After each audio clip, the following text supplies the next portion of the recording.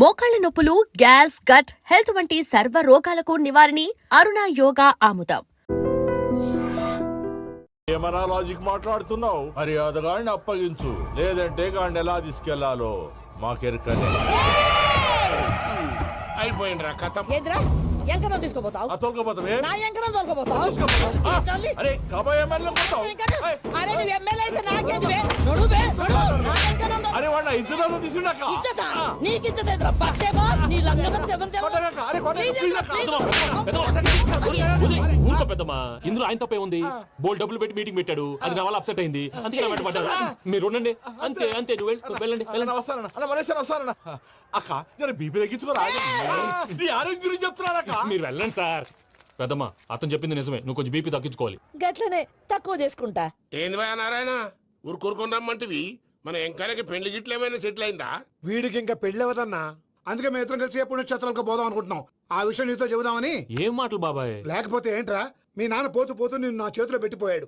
ఇప్పుడు ఆ బాధ్యత పెద్ద బరువు అయిపోయింది. అరే ఇప్పుడు ఏమైందని? ఎంకన్నను బంగారం లెక్క పెంచితివి. పెంచితే సరిపోతుందా? వీడికి 20 సంవత్సరాల వయసు వచ్చినప్పటి నుంచి సంబంధాలు చూస్తున్నాం. మొదట్లో వర్షాకాలంలో వర్షాలలాగా విపరీతంగా వచ్చాయి, తర్వాత ఎండాకాలంలో వర్షంలాగా అప్పుడప్పుడు వచ్చాయి.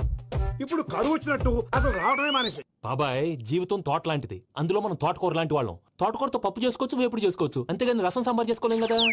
సంబంధం గురించి మాట్లాడుతుంటే సంబంధం లేకుండా మాట్లాడతావేంట్రా? సంబంధం ఉంది పిన్ని, నా డ్రీమ్ గర్ల్ కనిపించే వరకు పెళ్లి చేసుకోవాలని చెప్పాను కదా. నా చిన్నప్పటి నుంచి ఏ మాట చెబుతున్నాడు. ఆ డ్రీమ్ గర్ల్ ఎక్కడుందో ఎలా తెలుస్తుంది? నాకు తెలుస్తుంది. తుఫాన్ వచ్చే ముందు హెచ్చరికలాగా ఆ అమ్మాయి ఎదురుపడినప్పుడు నాలో కొన్ని కదలికలు వస్తాయి. తను నా దగ్గరకు వస్తుంటే గాలిలో గులాబీ పూలు వాసన వస్తుంది. అంతెందుకు, ఆకాశంలో సూర్యుడు 1000 రెట్ల కాంతితో నా పక్కన నిలబడినట్టుంటుంది. సూర్యుడు పక్కన నుంచుంటే కనిపించేది అమ్మాయి కాదు, యముడు. నీ ఫ్రస్ట్రేషన్ నాకు అర్థమైంది. ఒక విధంగా పెళ్లి లేట్ అవడం మన మంచికే. మంచిగా? మరి ఇప్పుడు మన ఇంటికి వచ్చేది కోడిపిల్ల కాదు, ఆడపిల్ల. కోటి ఆశలతో వస్తుంది. అందుకే ఆమెకి ఏ ఇబ్బంది లేకుండా ఫ్లాట్ తో పాటు ఫర్నిచర్ కూడా కొన్నాను. రేపు నానో కారు కూడా వచ్చేస్తుంది. ఇప్పుడు నేను పెళ్లికి రెడీ. జస్ట్ నా డ్రీమ్ గర్ల్ కనపడమే లేటు. చూసావా అన్న, ఎక్కడికి వెళ్ళా మళ్ళీ ఆ డ్రీమ్ గర్ల్ దగ్గరికే వస్తాడు. వీడికి జన్మలో పెళ్ళేయట్లేదు. ఇక మన పోదాం పదవే. నేను పరిశ్రమ కుక. మన ఎంకన్న జాతకంలో దోషం గిట్లుందేమో జర చూపిద్దాం.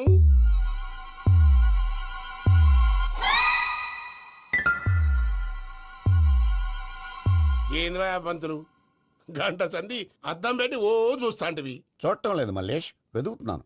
బాబు చెప్పిన డేట్ ఆఫ్ బర్త్ కి జాతకానికి ఎక్కడ మ్యాచ్ కావట్లేదు. అర్థమైంది. డేట్ ఆఫ్ బర్త్ ఏం చెప్పావురా? డిసెంబర్ 13. ఏ సంవత్సరం? ప్రతి సంవత్సరం. ఎదవ తెలివితేటలు చూపించకండి. ఎందుకండి తక్రారు? 1985 అని ఇక్కడ మెన్షన్ చేశాడు. బాబు ఏంటి అలా కొట్టుకుంటున్నాడు? అబద్ధం చెప్పినప్పుడల్లా అలా కొట్టుకుంటాడండి. నిజం చెప్తే నేను ఎవరైనా కొడతారా? Why are you wasting my time? అసలు విషయం నేను చెప్తాను పంతులుగా. మీరు ఆగండి, నేను చెప్తాను. ఏంటి అప్పుడు పుట్టావా? అప్పుడు పుట్టకూడదండి. ఎప్పుడైనా పుట్టొచ్చు. ఈ డేట్ అయినా కరెక్టేనా? నేను అబద్ధం ఎప్పుడు ఒకసారి చెప్తాను. ఓహో, అదొకటి ఉందన్నమాట. ఎప్పుడు సెట్ అయింది? అయితే నా డ్రీమ్ గర్ల్ తో మ్యాచ్ సెట్ అయిపోద్దా? గ్రహాలన్నీ ధర్నా చేసినట్టు ఒకే రూమ్ లో ఉండిపోయినాయి. క్లమ్జీగా ఉంది. పోనీ డేట్ ఇంకోసారి చెప్పంటారా? నో నీడ్ మా. అయితే పెళ్ళి ఇప్పుడు చెప్పండి. పోలవరం ప్రాజెక్ట్ లాగే నీ జాతకంలో కూడా క్లారిటీ లేదు రాజా. పలాసా గారు, మీకు చూడటం రాదని చెప్పండి, అంతేగాని మిడిమిడి జ్ఞానంతో జాతకం చెప్పి ఓ పసివాడి జీవితంతో ఆడుకోవద్దు. బాబుకి ఆవేశం ఎక్కువ. పసివాడు అని పెద్ద పెద్ద పదాలు వాడుతున్నాడు. నన్నే శంకిస్తున్నాడు మల్లేష్. ఏలే, జర పరిశ్రమలో ఉండి గట్లా మాట్లాడతాండు. నువ్వే మంచి మనసు చేసుకుని ఇష్టం ఎందుకు చెప్పరాదు? దాన్నే ఉందిలేరా మళ్ళీ. బాబుకు త్వరలో విదేశీయానం ఉంది. ఇది కరెక్ట్ గా చెప్పారు. నీకు దైవభక్తి కూడా ఎక్కువ. ఇది కరెక్టే. ఇవన్నీ ఎంత కరెక్టో నీ పెళ్లిలో ఉన్న సస్పెన్స్ కూడా అంతే కరెక్ట్. మరి సస్పెన్స్ క్లియర్ అవడానికి ఏం చేయాలి? ఈ టైప్ సిచ్యువేషన్స్ లోనే నేను గవ్వలు నేను నమ్ముకున్నాను. మిమ్మల్ని నమ్ముకున్నాను. ఈ గవ్వలు నేను బాగా కలిపి వేస్తాను. అన్ని బోర్లా పడితే నీ పెళ్లి అవుతుంది, తిరగబడితే నీ పెళ్లి అవదు. సగం అటు సగం ఇటు పడితే ఎటు కాకుండా పోతాం. ఏంట్రా మళ్ళీ ఇది? దేనికైనా లిమిట్ ఉంటుంది కదా. నోటుకొచ్చి పంతులు వేస్తానమ్మా.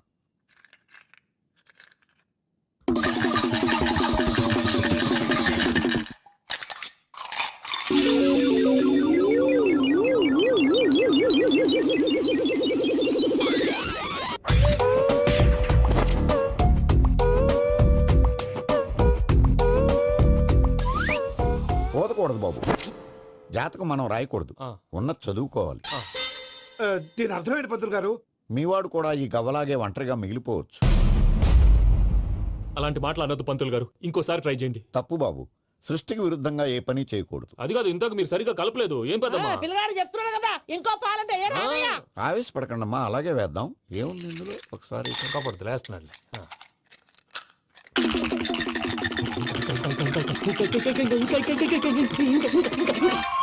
నువ్వు కల్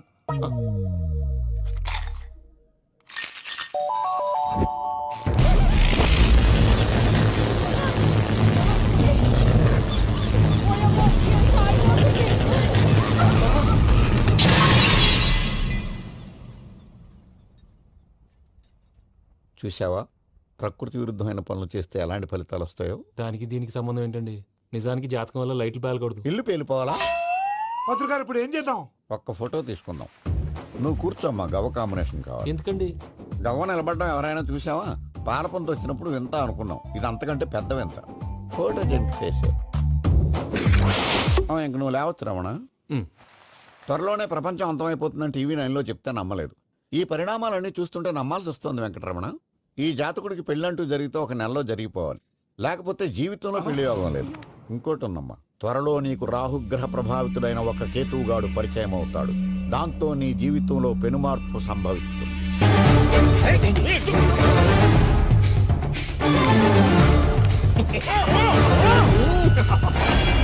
భైరాగి, వాళ్ళెట్టి పరిస్థితుల్లోనూ ఈ సీమ పొలిమేరలు దాటిపోకూడదు. చూసారా ప్రసాద్ గారు, స్కెచ్ అంటే ఇలా ఉండాలి. మనం మీరు వేశారు బుర్ర తక్కువ స్కెచ్. ఇప్పుడు చూడండి, చేజులు లేవు, చావులు లేవు, అంతా ప్రశాంతంగా ఉంది.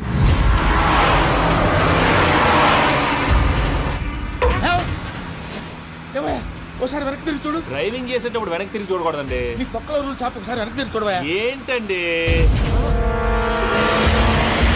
నీలాంటి బుర్ర తక్కువ నమ్ముకొని వచ్చినందుకు నాకు జరగాల్సిందే జరిగింది.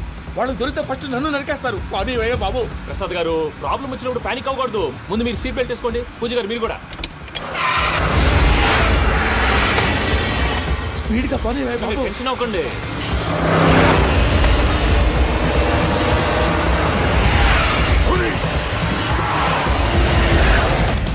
మళ్ళీ అడవుల్లోకి ఎక్కడికయ్యా? హైవేలో ఎంతసేపు వెళ్ళినా హైడ్ అవ్వలేమండి. ఇదైతే ఏదో ఒక ఛాన్స్ ఉంటుంది.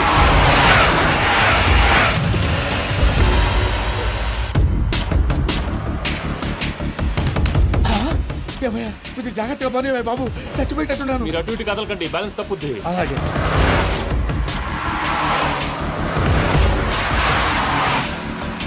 అయ్యి బాబు,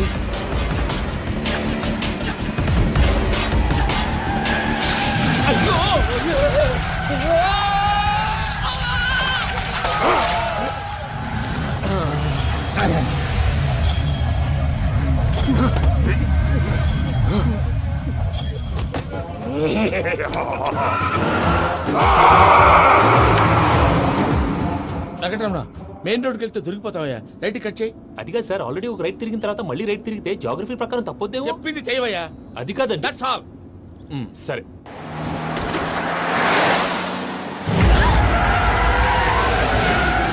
ఏమయ్యా, కడుపుకు అన్నం తింటున్నాం, గడ్డి తింటున్నాం, నీ మాట వింటేనే దరిద్రం. ఛీ!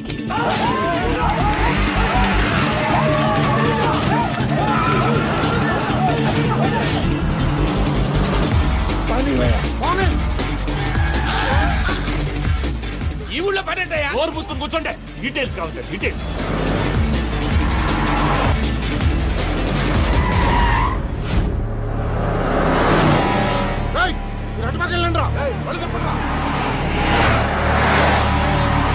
ఇప్పుడు అర్థమైంది ఎందుకో.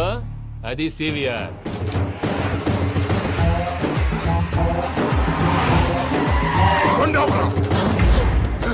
వాళ్ళతో రాకుండా యాదవ్ సెపరేట్గా ఏం చేస్తున్నారు? రా.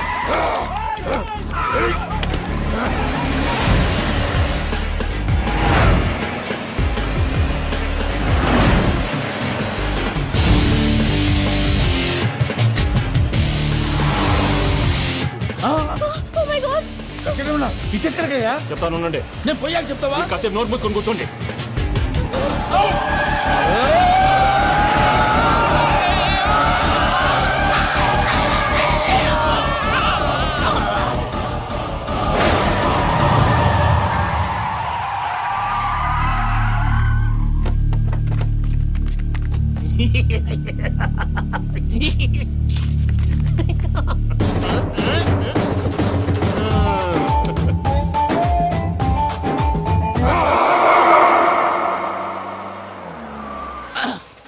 అదమ్మా, ఏమైనా తినేసి వద్దాం. నాకు ఆకలిగా లేదు మావయ్య, మీరు వెళ్ళండి.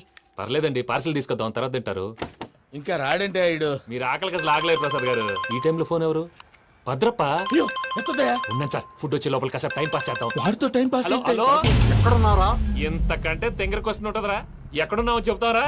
నువ్వు పూజని తీసుకెళ్లి చాలా పెద్ద తప్పు చేశావు. ఏదో రొటీన్ డైలాగ్ వద్దు, ఏమైనా కొత్తవి ఉంటే చెప్పు. పూజని మాకు అప్పచెప్పు. నీకెంత డబ్బు కలితే అంత ఇస్తా. కొత్తవి చెప్పమంటే మళ్ళీ చెత్తవి చెప్తావేంట్రా?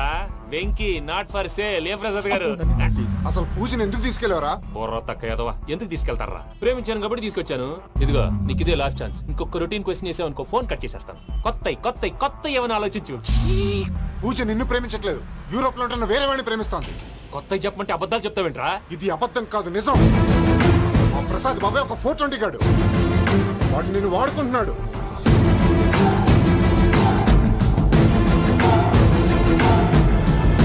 రే ప్రసాద్, ఏంటయ్యా? పూజ వేరే వాడిని లవ్ చేస్తుంటే నన్ను లవ్ చేస్తుందని నమ్మించి వాడుకుంటావా? అది కాదయ్యా. ఏది కాదురా, ఈ రోజు నీ రక్తం దాకేస్తాను. తాగేవయ్యా, తాగే. ఆ భద్రపగాడు ఇంతవరకు నేను చంపడానికి ప్రయత్నం చేశాడు. అది కుదరపోయేసరికి నా మీద ఏదో మాయ మాటలు చెప్తే అవి నమ్మి నన్ను చంపడానికి సిద్ధపడ్డావు. అవుట్ ఆఫ్ ది వే వెళ్ళి మీ ప్రేమ కోసం ఇంత రిస్క్ చేస్తే నాకు జరగాల్సిన శాస్త్రే జరిగింది బాబు. అంటే వాడు చెప్పింది నిజం కదా? నిజం కాదా అని అడుగుతున్నావా? ఈ విషయం నన్ను అడిగావు కాబట్టి సరిపోయింది. అదే పూజని అడిగితే పెళ్లి కాకముందే ఇంత అనుమానించాడు, పెళ్ళైన తర్వాత ఇంకెంత అనుమానిస్తాడోనని నీ మొహాన్ని ఉమ్మేస్తుందయ్యా. ఆ దరిద్రుడి మాటలు విని అనవసరంగా నీ మీద చేయి చేసుకున్నాను. నువ్వు కూసిన కారు కూతలన్నీ కారులో ఉన్న పూజకు చెప్తాను. అంత మాట అనకండి, మొత్తం నాశనం అయిపోతుంది. ప్రసాద్ ప్లీజ్, ఏదో నోరు జారీ. సర్లే, నేను మంచోడు కాబట్టి వదిలేస్తున్నాను. ఇంకెప్పుడు ఇలాంటి రిపీట్ చేయి. అస్సలు చేయండి. ఇదిగో ఫుడ్ కూడా వచ్చేసి తినేయండి. రండి. చెప్పజాయ్. పూజ, నేను ఎయిర్పోర్ట్లో వెయిట్ చేస్తున్నాను. నువ్వు సేఫ్గానే ఉన్నావు కదా? Yes, I'm safe. సరే, 4 o'clock ఫ్లైట్. మీరు తొందరగా వచ్చేయండి. Okay. Pooja, I love you. I love you two.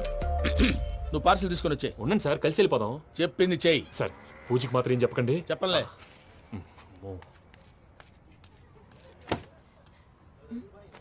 మావయ్య, వెంకీ ఎక్కడా?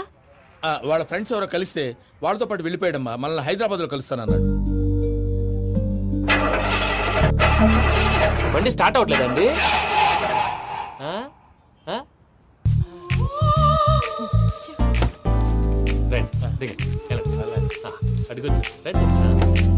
ఎప్పుడైనా ప్రాబ్లమ్స్ వస్తే ఆయన్ని తెలుసుకోవాలి. నమో వెంకటేశ్వర. చూసారా, that is power of God. Venkataramana, ఎయిర్పోర్ట్కి పోనీ అమ్మా. ఎయిర్పోర్ట్ ఏంటండి? పూజ వాళ్ళ ఫ్రెండ్ ఒక ఆయన యూరోప్ నుంచి వస్తున్నారు. ఆయన రిసీవ్ చేసుకోవాలి. ఓ, మా పెళ్లి చూడటానికి వస్తున్నాడా? మీ పెళ్లికే వస్తున్నారు. పోనీ అమ్మా.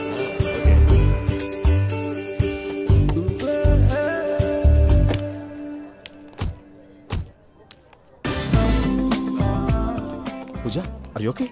హలో, ఎవరైతున్నావు?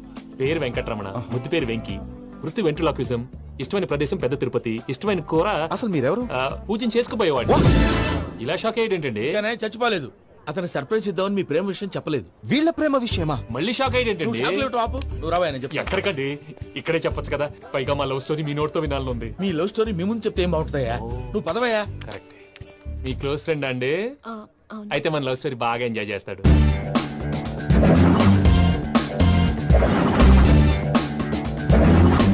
అదయ్యా జరిగింది.